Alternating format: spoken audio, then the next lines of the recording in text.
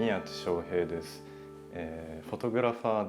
で、普段から写真を中心とした制作活動をしています。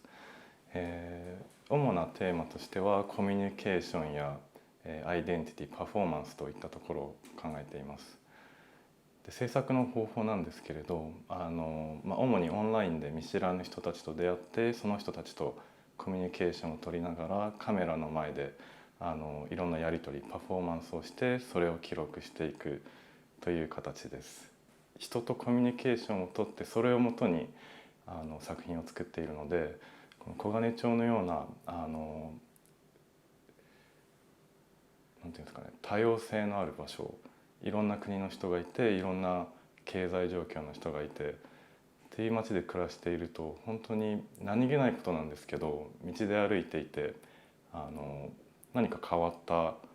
服装をしていたり、表情だったり動きをしていたり、夜中に面白い奇声が聞こえてきたりで、そういった日常の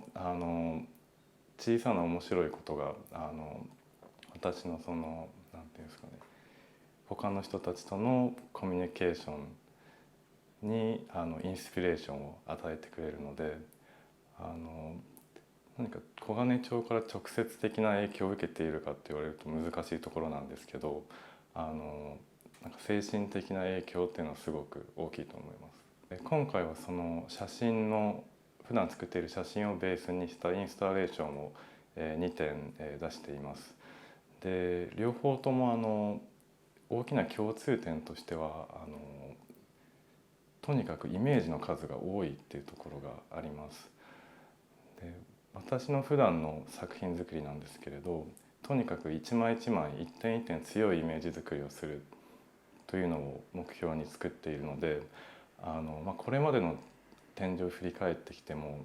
割とクラシックな写真の展示という感じで、一点一点フレームをして壁に貼るっていうようなスタイルのものが多かったんですけど、今回はとにかくたくさんのイメージを一つの会場では、壁紙のサイズで大きなサイズでたくさんのイメージが入っているプリントを出したり、もう別のスペースでは過去10年ぐらい撮りためてきた作品をバーッと並べて、そのイメージの数とボリュームで表現をするということを試しました。一枚一枚じっくり見てもらいたいっていうところもあるんですけど、もう単純に引きでバッとその雰囲気を感じてもらって、私が普段行っているそのパフォーマンスのその精神的な部分だったり身体的な部分だったり、その強さをその全体の雰囲気とボリュームでイメージの数で感じてもらえたら嬉しいです。8番館の方は一応タイトルが放棄されたスタジオ2011から2023年というタイトルにしました。なので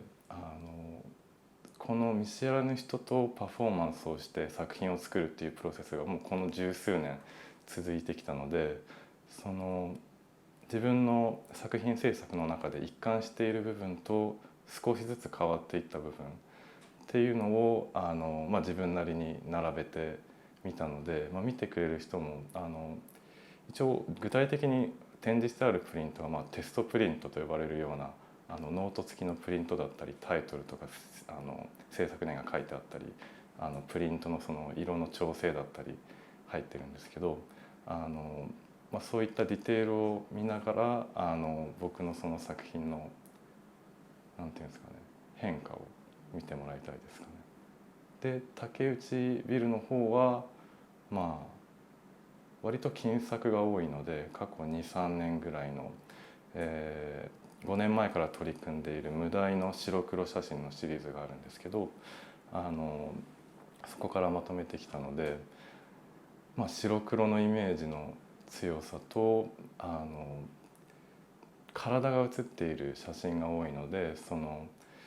複数の体がどういうふうに混じり合ってどんな効果を生むのか、肌の質感だったり体のラインだったりテクスチャーだったり、そういうものをこう感じてもらいたいです。